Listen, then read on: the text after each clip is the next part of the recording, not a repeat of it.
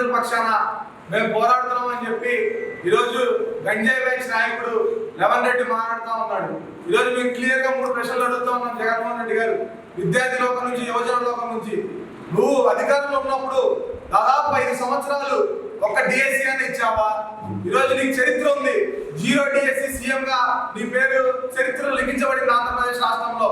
ఆంధ్రప్రదేశ్ రాష్ట్రానికి, ఉమ్మడి ఆంధ్రప్రదేశ్ రాష్ట్రంలో కానీ, విడిపోయిన తర్వాత రాష్ట్రంలో కానీ ఒక్క డిఎస్సి కూడా నిర్వహించకుండా ఏ ఒక్క ముఖ్యమంత్రి లేడు. ఆ ఘనత ఈరోజు 0 డిఎస్సిగా జగన్మోహన్ రెడ్డి ఆ పేరు చరిత్రలో సృష్టించుకుంటా ఉన్నాడు. ఈరోజు ఆయన పేరు ఎక్కడైతే బిడ్లు పడిపోయిందో, నేను 0 డిఎస్సి నిర్వహించా, మళ్ళీ కూటమి ప్రభుత్వం రాగానే 16,347 ఉద్యోగాలు ఇచ్చి ఈరోజు నిరుద్యోగ ఆంధ్రప్రదేశ్ ని ఉద్యోగాల ఆంధ్రప్రదేశ్ గా మారిస్తే రేపొద్దున నా పార్టీ పరిస్థితి ఏంటి, నా గంజాయి యువత పరిస్థితి ఏంటి అని చెప్పి ఈరోజు జగన్మోహన్ రెడ్డి భయపడతా ఈరోజు ఏదైతే రోజు నిరుద్యోగ పక్షాన పోరాడిన ఏ ఒక్క విద్యార్థి సంఘమైనా, ఏ ఒక్క యువజన సంఘమైనా ఈరోజు నువ్వు చేసే ధర్నాలకు కానీ, ఈరోజు నువ్వు జంజీ పేరుతో చేస్తున్న గంజాయి యూత్ తో చేస్తున్న ర్యాలీలో ఏ ఒక్క విద్యార్థి యువజన నాయకుడు సంఘీభావం కానీ మద్దతు కానీ తెలిపేదని చెప్పి అడుగుతా ఉన్నాం. ఈరోజు జంజీ అని మాట్లాడుతూ ఉన్నారు. ఈరోజు జగన్మోహన్ రెడ్డి గారు, ఈరోజు వైసీపీ పార్టీ నాయకులు క్లియర్ గా అడుగుతున్నాం, హూ ఇస్ జంజీ బ్రదర్? ఈరోజు జంజీ ఎవరు? ఈరోజు తల్లిని చెల్లిని అక్రమ కేసులు పెట్టి ఇంట్లో నుంచి గెంటేసిన జగన్మోహన్ రెడ్డి జంజినా? ఈరోజు బాబాయిని చెప్పేసి గుండెపట్టుగా మార్చేసిన అవినాష్ రెడ్డి జంజినా? ఈరోజు ఆంబోత్ లాగా రోడ్ల మీద ఎగురుతూ గంట అరగంట అని చెప్పి ఫోన్ రికార్డులకు అడ్డంగా దొరికిపోయిన ఆంబోత్ రాంబాబు జంజినా?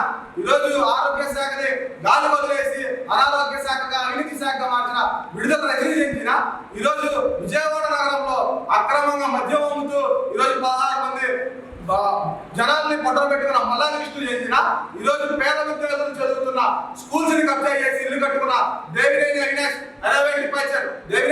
చేసిన, ఈరోజు దేవాదాయ శాఖ మంత్రిగా ఉంటూ సాక్షాత్తు తన ఇంటి ఎదుర్కొన్న అమ్మవారి గుళ్ళో 2 వెండి సింహాలు తప్పేసిన ఈరోజు వెల్లంపల్లి చెందిన, ఈరోజు ఐటీ శాఖగా మంత్రి ఇచ్చి రాష్ట్రంలో ఐటీ శాఖను బాగుపరచమని చెప్పిన కోడిగుడ్డు మంత్రి అమర్నాథ్ రెడ్డి చెందిన, ఈరోజు ఎవరు చేస్తా ఉన్నారు? ఈరోజు జంజీల పక్షాన మీరు చేస్తా ఉన్నారా?